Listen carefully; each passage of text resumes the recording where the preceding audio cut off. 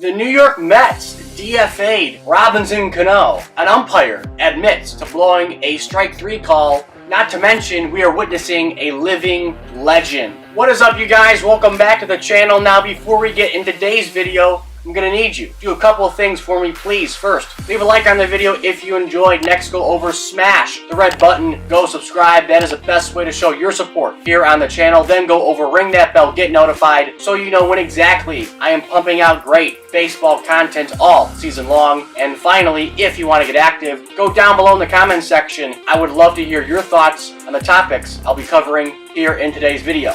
Now first, the Mets have designated Robinson Cano for assignment on Sunday following a really crappy April when it comes to his offensive production. Now Cano batted .195, had an on-base percentage of .233, and slugged only .268. Now, it's important to note that with this move, the Mets are still on the hook for $37.5 million owed to Cano, but it seems that the Mets owner, Steve Cohen, who is worth over $15 billion, has no problem coughing up a measly $37.5 million. This is because he gave the okay to Mets GM Billy Epler before the move was announced to the public as stating, quote, "Make the baseball decision." Now, when it comes to what Cano has done in a Mets uniform through 2019 and 2022, well, he only hit 24 home runs, drove in 72 RBIs, walked 36 times, struck out 104 times, batted .269, had an OBP of .315, and slugged .450. Now look, I mean, what Cano has done in a Mets uniform is really unfortunate. Now, I don't want to get on the Mets in this situation because, at the time I'm sure they felt it was a right move, but, a lot of people back then, prior to 2019, were kind of raising an eyebrow. Cano is a guy who had history with steroids. That popped up again, last year, being caught for them for a second time in his major league career. It's kind of funny that, after Mickey got 3,000 hits, everybody was wondering who's the next guy to get 3,000. Well, it was Robinson Cano, according to the numbers. That's not going to happen, probably. I mean, yeah, he could get picked up by a team, maybe my Tigers, because Jonathan Scope has been scuffling when it comes to his offensive production this year. But, I'm not saying I want Cano necessarily. I really kind of don't. But, hey, if they get him, it's better than nothing, maybe. I don't know. The numbers speak for themselves. He ain't doing jack squat, he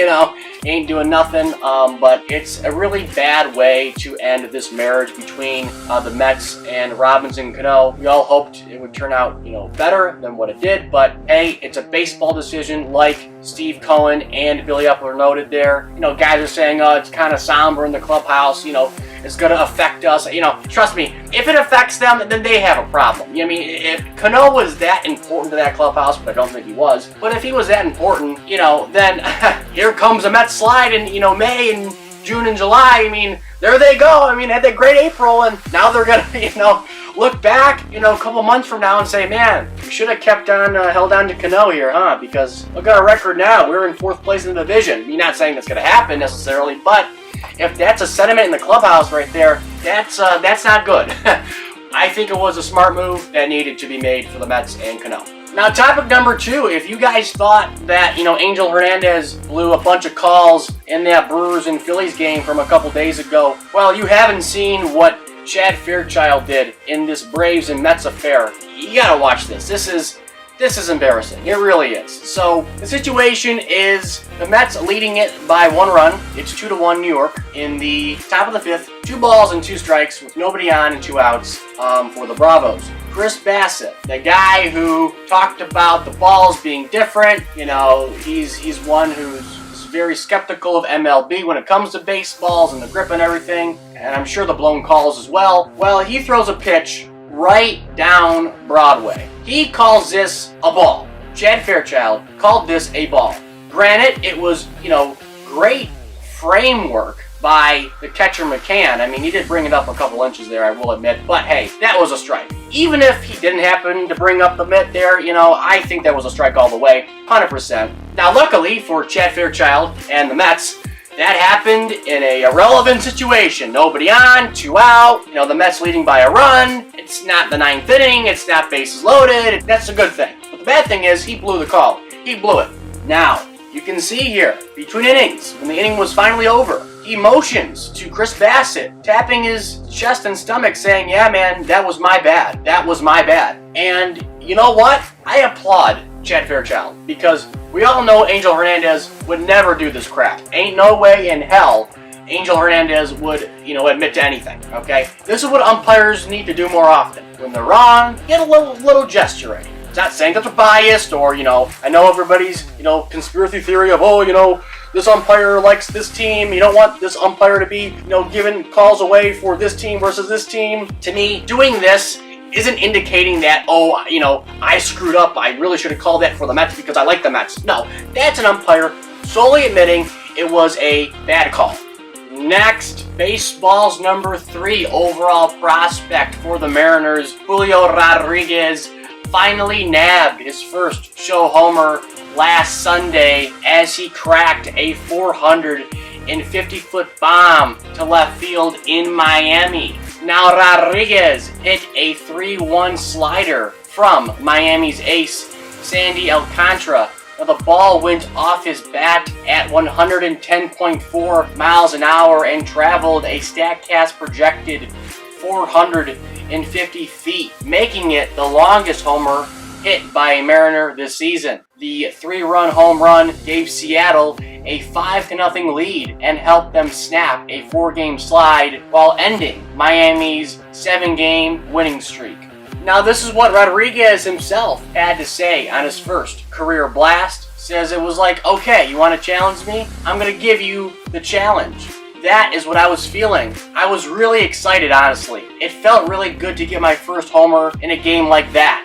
So I have to say, I'm glad to see the kid get this monkey off his back, because I remember a couple weeks ago on MLB Network, Harold Reynolds was kind of, calling, for the Mariners to demote him because he was really struggling at the dish.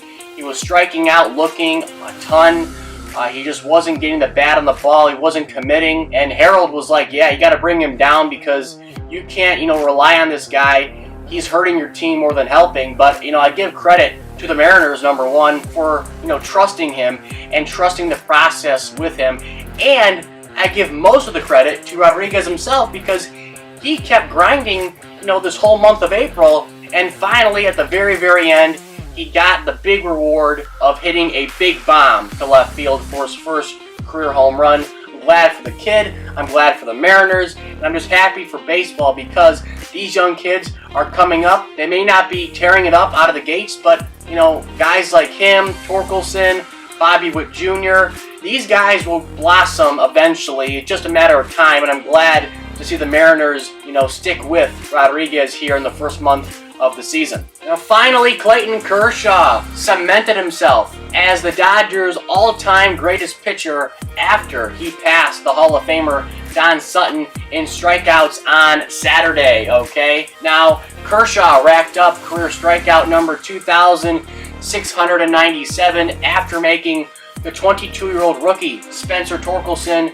chase a breaking ball down and in on an 0-2 pitch, which he swung right over the top of. Now, with this strikeout, Kershaw has joined the likes of Dazzy Vance, who's number 5 on the all-time Dodger strikeout list with 1,918. Number 4 being Sandy Koufax with 2,396. Number 3 is Don Drysdale. He has 2,486. Don Sutton, he's number 2 with 2,696. At the top is the current Dodger, Clayton Kershaw, with 2,700. So with that said, does this mean that Kershaw is a 100% no doubt first ballot Hall of Famer? I would love to hear your thoughts on that sentiment. And that is all I got for today's video. Please like, comment, and subscribe. Comment down below your thoughts of all the topics I covered here in today's video. And as always, I will catch you guys later.